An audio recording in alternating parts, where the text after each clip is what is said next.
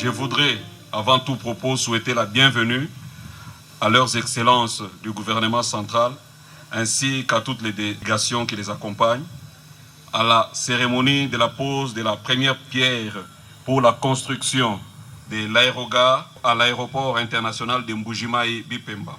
Le vice-premier ministre de l'Intérieur, Peter Kazadi Kankonde, a posé la première pierre pour la construction de l'aérogare moderne en Mbuji-Mayi. Cette cérémonie a eu lieu ce samedi 22 avril 2023 à l'aéroport de Bipemba, au Kasaï oriental. Au cours de cette activité, le directeur général de l'entreprise A1 Builders a remercié toutes les parties prenantes à ces grands projets. Il a salué la vision du chef de l'État, le peuple d'abord, qui se rallie selon leur entreprise à la qualité des infrastructures d'utilité publique qui par conséquent favorisent la création de l'emploi et l'amélioration des conditions de travail pour l'administration publique ayant un impact sur le social de population.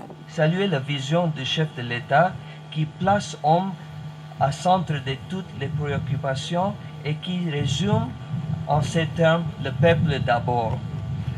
Pour notre entreprise, le peuple d'abord, c'est aussi la qualité des infrastructures qui permettent de rendre correctement service à ce peuple. Qui dit l'infrastructure de qualité, dit notamment la création d'emplois, l'amélioration des conditions de travail dans l'administration, ayant un impact sur le niveau de vie de nos populations. L'aérogare qui sera construit durant 24 mois et sera érigé sur 5 245 mètres carrés aura 2 portes arrière, 2 parkings pour le public, 2 scanners de bagages, des extincteurs à eau, climatisation, un système de sécurité adapté à l'ouvrage. L'édifice sera également doté de la technologie de pointe. Prenant la parole, le directeur général intérimaire de la RVIA a pour sa part rappelé que l'aéroport de Mbuji-Mayi a été construit en 1955 et il a servi d'outil important pour la société minière de Bakwanga. Il a décrit l'état actuel de l'aéroport de Bipemba avant de donner les détails de l'aérogare qui sera construit bientôt dans la capitale diamantifère. Il a fait voir que c'est le gouvernement congolais et la Banque africaine de développement qui ont financé ces projets.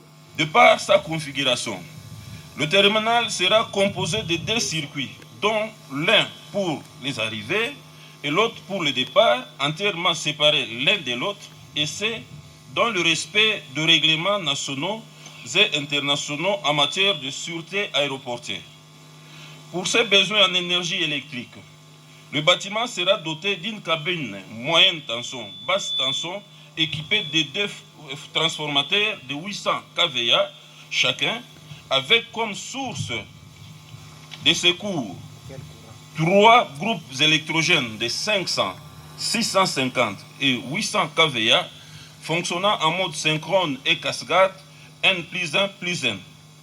La climatisation du bâtiment sera assurée par un système de groupes d'eau glacée ventilé par des centrales de traitement d'air. En ce qui concerne son fonctionnement, l'aérogare sera doté de tous les équipements et systèmes aéroportuaires modernes, dont les comptoirs d'enregistrement pour le check-in, les équipements de manutention passagers, entendez les convoyeurs et carousels à bagages, les systèmes de détection de bagages au rayon X, les scanners, le système de diffusion des annonces publiques, autrement dit public adresse, le système d'affichage des horaires de vol, le système de télésurveillance par caméra, la connexion Internet, la télédétection et le désenfumage automatique. L'aérogare aura, dit-il, une capacité de 150 passagers par heure à des heures de pointe au départ et à 250 passagers par heure à des heures de pointe à l'arrivée. Pour terminer son propos, le DGAI de la Régie de voies aériennes a présenté les difficultés que connaîtra la réalisation de ce projet. Le gouverneur de province, Patrick Mathias Kabeyama-Tchabidji, a salué les différentes délégations venues prendre part à cette cérémonie. Il a rendu un vibrant hommage au président de la République, chef de l'État, pour ses efforts inlassables en faveur du développement de la République démocratique du Congo en général et du Kasaï oriental en particulier. À cette occasion, je rends un hommage mérité au président de la République, chef de l'État, son Excellence, M. Félix-Antoine Tshisekedi Tshilombo, pour tous les efforts consentis pour le développement des infrastructures en République démocratique du Congo. Excellences, Monsieur le Vice-Premier ministre, Leurs Excellences, Messieurs le Ministre, distingués invités, c'est avec un immense plaisir que je salue la construction de l'aérogare à l'aéroport international de Mbuji-Mayi Bipemba, dont la première pierre sera posée aujourd'hui par son Excellence, Monsieur le Vice-Premier ministre, ministre de l'Intérieur, Sécurité et Affaires coutumières.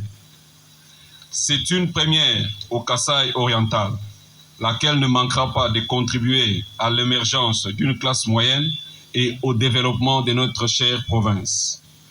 Le rôle principal de cet ouvrage est d'écouler efficacement les flux de passagers et améliorer les services de fret aériens combien indispensables, et de satisfaire le besoin des opérateurs aériens dans une large mesure aux normes et pratiques recommandées par l'OACI. À cet effet, je demande à l'entreprise Ewan Builder, qui a la charge des travaux, de travailler dans le respect des normes et de la planification pour la réalisation de ces projets capitaux pour la province du Kasaï oriental. Le ministre des Transports a, pour terminer, demandé à la population de veiller à l'exécution de ces travaux. Il a également indiqué qu'il est conscient des difficultés d'acheminement de matériaux de construction en Mbuji-Mayi. Il va faire de son mieux pour pallier à cette difficulté. Le président de la République a décidé de moderniser l'aéroport de Bipemba ici en Mbuji-Mayi. Quand j'ai dit moderniser, je vous invite à regarder le panneau qui est devant nous là. Quand on parle aérogare, ce sont des choses très compliquées. Regardez seulement ces bâtiments-là. Eh bien, c'est ce même bâtiment-là qui va pousser ici, à cet endroit. Et le chef nous a demandé de suivre de près. Et mon grand frère, Excellence, Monsieur le ministre des Finances, va faire toutes les gymnastiques possibles pour que nous arrivions au bout de cette construction. Pour ma part, en tant que responsable du secteur des transports, j'ai pris en compte quelques difficultés qui sont relevées ici par le DG de la RVA pour que nous puissions à temps, c'est-à-dire dans les 2 ans qui vont suivre, pour voir cette œuvre ici physiquement commencer à desservir utilement la population de Mbuji-Mayi. Après l'allocution du ministre des Transports, le vice-premier ministre de l'Intérieur a posé la première pierre pour la construction de cet aérogare moderne en présence du gouverneur de province, du ministre des Finances et des Transports et bien d'autres officiels.